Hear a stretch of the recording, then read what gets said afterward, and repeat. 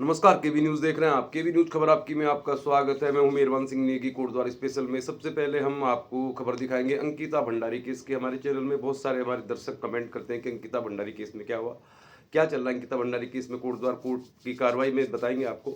कोटद्वार में पहुंचे पूर्व मुख्यमंत्री हरीश रावत। वैसे वो एक निजी कार्यक्रम में आए थे, लेकिन मालन पुल का भी निरीक्षण किया उन्होंने और उसकी कार्य प्रगति को लेकर काफ़ी निराशा जताई। राष्ट्रीय स्तर पर प्रतिभाग कर चुकी खिलाड़ी रिया खत्री को भी उन्होंने सम्मानित किया। पूर्व काबीना मंत्री सुरेंद्र सिंह नेगी उनके साथ मौजूद थे। इसके अलावा कोटद्वार की स्थानीय खबरों पर हम नजर डालेंगे। तो चलिए फिर सबसे पहले बात करते हैं अंकिता भंडारी केस की। अंकिता भंडारी केस कोटद्वार न्यायालय में चल रहा है और काफ़ी समय से हमने आपको इसमें अपडेट नहीं दिया कि इस केस में अभी इस समय क्या कार्रवाई चल रही। तो आपको बताते चले कि अंकिता भंडारी केस में पिछले लगभग 3 महीनों से, यानी कि 4 से 5 तारीखें ऐसी हो गई हैं जिनमें डिफेंस के जो वकील हैं अनुज पुंडीर ने आरोपियों की ओर से कोर्ट में पैरवी कर रहे हैं। अनुज पुंडीर जो राजेंद्र सिंह खोलिया जांच अधिकारी हैं उनके साथ उनकी जिरह चल रही है।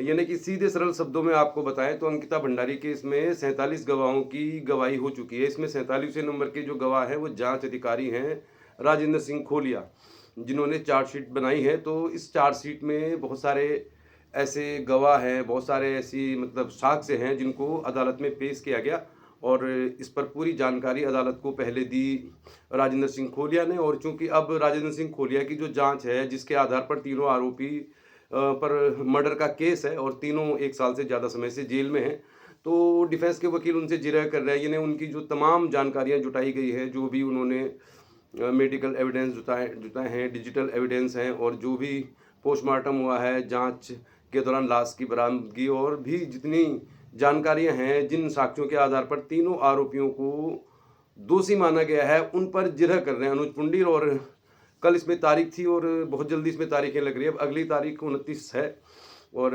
29 तारीख को भी अनुज पुंडीर जिरह करेंगे राजेंद्र सिंह खोली के साथ, क्योंकि उनके पास ये आखिरी मौका है अपने आरोपियों के पक्ष में कुछ ऐसी जिरह करने का जिससे वो अदालत को प्रभावित कर सके कि जो जांच की गई है वो निष्पक्ष नहीं की गई है। तो ये काफ़ी महत्वपूर्ण स्टेज है और 29 तारीख को फिर जांच अधिकारी के साथ जिरह कर सकते हैं। यानी कि हो सकता है अब जो तारीख 29 है इसमें राजेंद्र सिंह खोलिया की गवाही पूरी हो जाए। यानी कि अनुज पुंडीर जो उनसे पूछना चाहते हैं वो लगभग 4 तारीखों से वो उनसे पूछ रहे हैं। 35 सवाल उन्होंने कल भी पूछे और उम्मीद कर रहे हैं कि बहुत जल्दी इसमें गवाही पूरी हो जाएगी और 29 तारीख को ही हम आपको बता पाएंगे कि अब इसके बाद इसमें क्या होना है। दरअसल वैसे इस केस में बहुत सारे गवाह थे 97, लेकिन बहुत सारे ऐसे गवाह भी थे जो गैर जरूरी थे, यानी कि जिनकी गवाही से इस मामले में सिर्फ समय लगना था और इसकी सुनवाई पर कोई प्रभाव नहीं पड़ना था। तो इस तरह की खबरें आ रही थी कि कुछ गैर जरूरी गवाहों को हटा दिया जाएगा जिनका इस केस से बहुत गंभीरता से कोई ताल्लुक नहीं है। लेकिन अभी इसकी स्पष्ट जानकारी नहीं है कि जो व्यक्ति एक दिन पहले काले रंग की स्कॉर्पियो में आया था वनंतरा रिजॉर्ट में, क्या उसको गवाही के लिए बुलाया जाएगा? क्या रेणु बिष्ट जो विधायक हैं एमक्यू सर की, उनको भी बुलाया जाएगा? इस बात की कोई स्पष्ट जानकारी नहीं है और संभवतः 29 तारीख को हम आपको बता पाएंगे कि क्या अदालत में जो गवाहों के बयान हैं वो पूरे हो गए हैं। इसके बाद अगर ये मान के चला जाए कि इतने ही गवाह थे और ज़रूरी थे जो जिनकी गवाही से केस पर फर्क पड़ने वाला था, तो फिर इसके बाद जो तीनों आरोपी हैं उनके भी बयान दर्ज कराए जाएंगे, उनको भी सफाई देने का मौका मिलेगा। और जैसा हम पहले भी बता रहे थे आपको, लगभग हमें ऐसा लगता है, वैसे तो कोर्ट का मामला है, दिसंबर जनवरी तक इसमें फैसला आ सकता है। तो ये अंकिता भंडारी केस से जुड़ा हुआ ताज़ा अपडेट है। 29 तारीख को फिर इसमें सुनवाई होगी तो हम आपको कुछ और जानकारी शेयर करेंगे। अब बात करते हैं कोटद्वार की। कोटद्वार में कुछ भी अच्छा नहीं चल रहा है, काम सभी जगह चल रहा है। मतलब कोटद्वार में रेलवे स्टेशन का भी पुनरुद्धार हो रहा है, रोडवेज बस स्टेशन पर भी काम चल रहा है, मालनपुर पर भी काम चल रहा है, सभी जगह धूल ही धूल है। और अब जो कोटद्वार से नजीबाबाद के बीच में 4 किलोमीटर के पास एक पुल था जो क्षतिग्रस्त हो गया था, इस पुल में कुछ काम हो रहा है टेक्निकल, इसलिए कोटद्वार से नजीबाबाद जाना, खासतौर पर दिल्ली जाना इस समय काफ़ी मुश्किल भरा हो गया है। क्योंकि जो बाईपास रास्ता दिल्ली फार्म के जरिए जा रहा है वो भी काफ़ी ख़राब है। उसमें भी ऐसी खबरें आ रही कि यात्रियों को बहुत परेशानी हो रही थी और गड्ढों में गाड़ियां फंस रही थी। तो कोटद्वार में स्थिति ऐसी है, लालडांग मोटर मार्ग हो वहाँ पर भी धूल धक्कड़ है, जुगाड़ करके मार्ग को तैयार कर दिया गया है, लेकिन बहुत परेशानी है। क्योंकि अब लालडांग मोटर मार्ग से अगर आपको लालडांग हरिद्वार जाना है तो फिर आपको कंडी संपर्क मार्ग होके जाना है। उस मार्ग की स्थिति भी बहुत ही ख़राब है। एक और रास्ता मालनपाड़ जाने का था जो पूर्व में मतलब हरिद्वार जाने वाली बसें भी इस्तेमाल किया करती थी, मवा कोट कलाल घाटी मार्ग वो भी बिल्कुल ख़राब स्थिति में है, मतलब उसको भी इस तरह से नहीं तैयार किया गया है कि लोग उस मार्ग का इस्तेमाल करके मालन पाट जा सकें। तो कोटद्वार में ऐसे ही चल रहा है। काम जो हो रहे हैं उनकी जवाबदेही कौन तय करेगा? मतलब मालन पुल की जो समय सीमा है, मालन पुल की समय सीमा तो 11 सितंबर 2024 को खत्म हो गई। चलिए हमें मान के चलते हैं कि कोई बात नहीं, इस तरह के कामों में समय लगता है, तो क्या बरसात से पहले मालन पुल तैयार हो जाएगा? लाख टके का सवाल यही है। इसी को लेकर सीएम हरीश रावत और पूर्व कैबिनेट मंत्री सुरेंद्र सिंह नेगी ने भी उसका निरीक्षण किया और लगभग सभी लोगों को ऐसा लग रहा है कि इसमें बहुत समय लगेगा। तो समय चाहते हैं सरकार के जो डिपार्टमेंट हैं, काम सारे चल रहे हैं, लेकिन काम पूरा कौन सा कब तक होगा इसको लेकर कुछ कह नहीं सकते। आज कोटद्वार में एक ऐसी खबर आई जो सुनकर आपको अच्छा भी नहीं लगेगा। इस तरह की खबरें आती रहती है वैसे हमारे पहाड़ों में। कोटद्वार में एक गोखले मार्ग है जिसके बारे में हम आपको अक्सर बताते रहते हैं। इतना मतलब इस मार्ग में इतनी कंट्रोवर्सी है, इतना विवाद होता रहता है और सब लोगों की मिली भगत से अपने अपने फ़ायदों के लिए इस मार्ग को मतलब इसमें आवाजाही नहीं हो पा रही है। आज सुबह 10:30 बजे के लगभग यहाँ पर एक व्यक्ति की पिटाई कर दी एक दुकानदार ने, फल विक्रेता ने, और जाहिर है जो ग्राहक था वो स्थानीय था, पहाड़ी था, और जिसको पीटा दुकानदार ने तो गैर मजहब का था। तो काफ़ी विवाद हो गया, काफ़ी भीड़ हो गई वहाँ पे, और मामला कुछ इस तरह का बताया जा रहा है जैसे वीडियोज वगैरह कुछ लोगों ने डाले हुए हैं, तो उसमें ऐसा लग रहा है कि कोई अपना पहाड़ी जो बंदा था वो फ्रूट्स ले गया दुकान से खरीद के, अनार, और ऐसी खबर आ रही है कि फ्रूट्स चूँकि महंगे हैं और संभवतः ये काफ़ी महंगा ही रहा होगा, शायद तो संभवतः कुछ ज़्यादा ले गए, तो उसमें बहुत सारे फ्रूट्स दुकानदार ने संभवतः कुछ खराब डाल दिए। जिनकी वापसी के लिए वो सुबह दुकान में आया था तो दुकानदार ने उसकी पिटाई कर दी, बहुत बुरी तरह से पिटाई कर दी। बाद में दुकानदार को पुलिस ले गई है थाने में। तो इस तरह का मामला चल रहा है। अब कोटद्वार में हम तो जब खबर शुरू किया था चैनल, तो हम इसी उम्मीद के साथ थे कि लाल ढांग मोटर मार्ग बनेगा, और इस पर तो सरकार ने एक शब्द भी नहीं कहा है। मतलब 8 साल हो गए वर्तमान सरकार को, मार्ग तो पिछली सरकार ने भी नहीं बनाया, लेकिन इस समय जिस सरकार का है उसी से सवाल पूछा जाता है। तो लाल ढांग मोटर मार्ग की हम सोच रहे थे कि ये बनेगा, संभवतः डबल इंजन की सरकार है, इस समय थोड़ा एक पावरफुल एब्सोल्यूट मेजोरिटी की गवर्नमेंट है, तो यहाँ पर स्थानीय विधायक भी काफ़ी पावरफुल है, विधानसभा अध्यक्ष हैं। पूर्व में जो यहाँ पे विधायक थे मतलब हरक सिंह रावत, उनके बारे में भी कहा जाता था बहुत कद्दावर नेता हैं, वो तो कुछ ना कुछ कर ही देंगे। लेकिन हुआ क्या कि मालन पुल के बाद लाल ढांग मोटर मार्ग में जो भी काम हुआ, भले स्थानीय लोग ये कह रहे हैं कि भाई उस बन रहा था, लेकिन वो मार्ग एक्चुअल में उसमें जो तकनीकी पेच है उसको सॉल्व किए बिना उसने बनना नहीं था।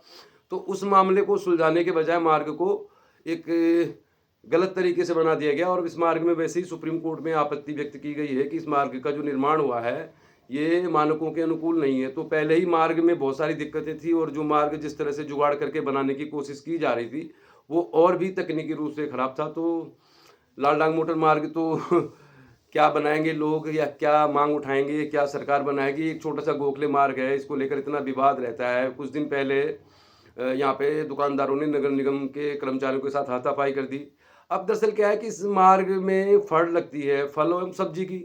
अब सब्जी एक ऐसा घर की एक आवश्यक चीज़ है जो सुबह से शाम तक आपको ज़रूरत पड़ती है। तो कोटद्वार के आसपास के लगभग सभी लोग खरीदारी करने के लिए इस मार्केट से आते हैं। इस मार्केट में और तरह की दुकानें भी हैं, किराना की दुकानें भी हैं, फर्नीचर की दुकानें हैं, अन्य तरह की दुकानें भी हैं। तो दुकानदारों ने भी इनको पनाह दी हुई है, जो फड़ लगा देते हैं। काफ़ी चौड़ा वो मार्ग है, अगर आप कभी सुबह 6 बजे जाएँगे तो ऐसा लगता है कि इसमें 2 गाड़ियाँ क्रॉस हो जाएँगी। लेकिन जब आप मार्केट खुलती है तब जाएँगे तो उसमें एक टू व्हीलर का निकलना भी मुश्किल हो जाता है। अब एक पहाड़ी व्यक्ति के साथ मार-पिटाई कर दी, एक फड़ वाले ने जो गैर मज़हब का था। तो भई इतनी सारी जो बातें हैं जिनको लेकर वर्तमान में सरकार है, जो विधायक बने हैं, तो कोटद्वार में सैकड़ों ई-रिक्शा वाले हैं, सैकड़ों फल सब्जी वाले हैं जो कोटद्वार से नहीं, संभवतः उत्तर प्रदेश के रहने वाले हैं।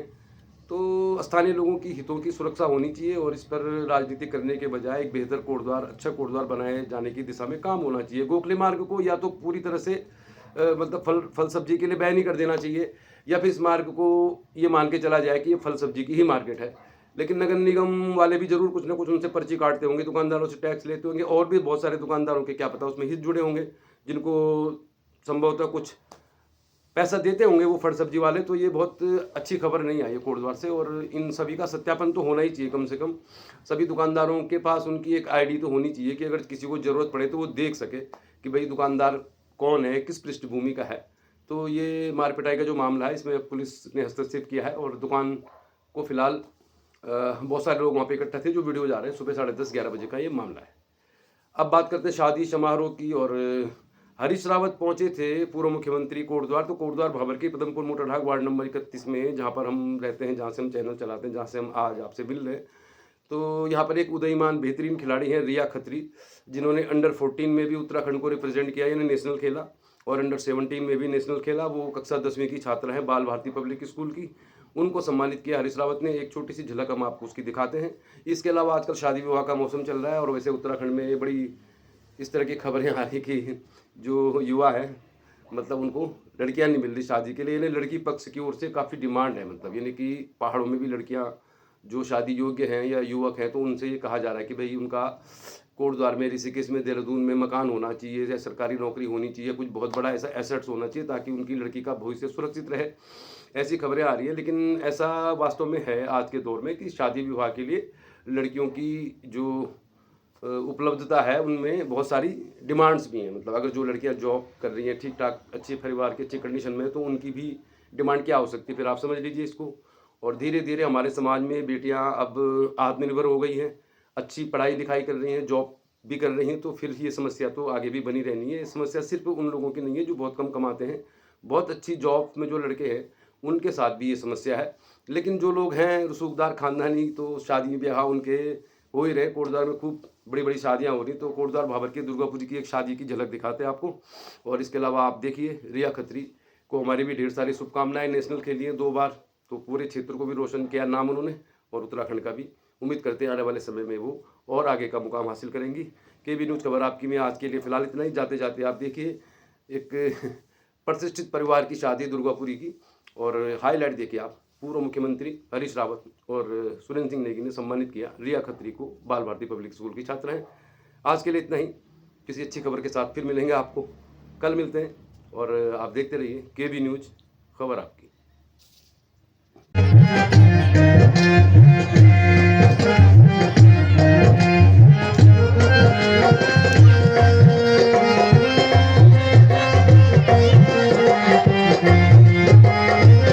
शादी स्पेशल, कोटद्वार भाबर की एक स्पेशल शादी है, मतलब दुर्गापुरी के सबसे रिनोन रईस लोग हैं, उनके घर की शादी है। वेडिंग पॉइंट उन्हीं का है। तो चलिए दिखाते हैं, शादी चल रही है, तो शादी का रिसेप्शन है।